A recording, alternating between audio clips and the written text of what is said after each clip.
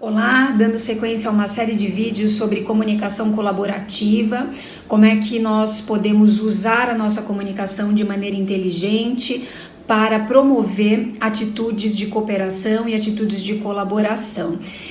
A comunicação colaborativa, ela é uma comunicação que tem um equilíbrio entre fala e escuta. Então, eu não fico nem prioritariamente no papel de ouvinte e nem prioritariamente num papel de falante. Eu transito entre esses dois papéis numa relação comunicativa. Eu vou trazer alguns conceitos aqui para começar a falar sobre a expressão. Então, os últimos vídeos que eu gravei falavam sobre escuta, o nosso papel quando nós estamos recebendo a mensagem do outro e como esse papel é fundamental se a gente quiser gerar essa promoção de relação de colaboração.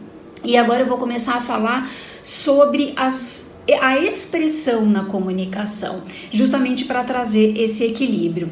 E não dá para começar a falar sobre o papel do emissor da mensagem sem trazer o conceito de diálogo. Vários autores, várias autoras de diversas áreas definem diálogo, então diálogo tem uma definição que vem de diversos lugares, mas eu gosto bastante de uma definição de um filósofo russo chamado Bakhtin, que é conhecido como filósofo do diálogo. E o Bakhtin diz que o diálogo, ele traz a possibilidade da interação por meio da linguagem e que essa interação por meio da linguagem coloca a todos numa posição igualitária. E eu acho isso fantástico e vejo que essa definição realmente traz o conceito de comunicação colaborativa.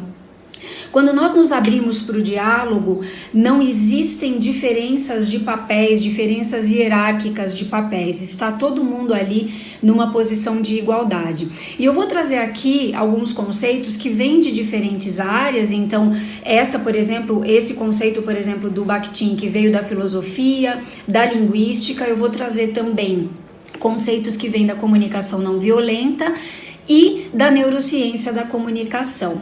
E tem um autor neurocientista que fala bastante sobre comunicação, que é o David Rock, que diz que uma comunicação eficaz, ela tem necessariamente 3 características.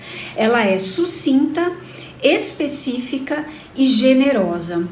E essa também é uma definição muito legal, porque já começa trazendo aí um conceito sobre comunicação colaborativa, que é a necessidade de o emissor da mensagem ser sucinto. E esse conceito, ele bate contra uma crença cultural que nós temos, principalmente nós latinos, brasileiros que somos, de que o bom comunicador é a pessoa que mais fala numa situação.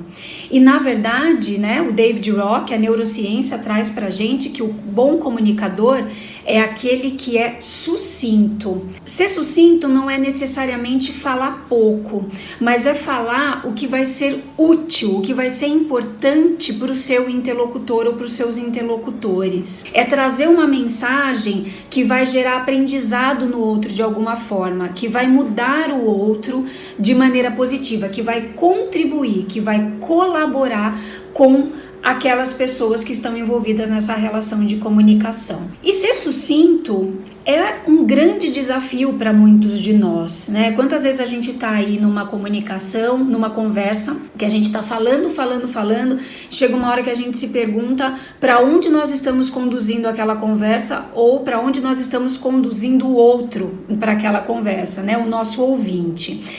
Por que é tão desafiador muitas vezes sermos sucintos? Porque falar bastante numa conversa traz pra gente uma sensação de controle e de poder.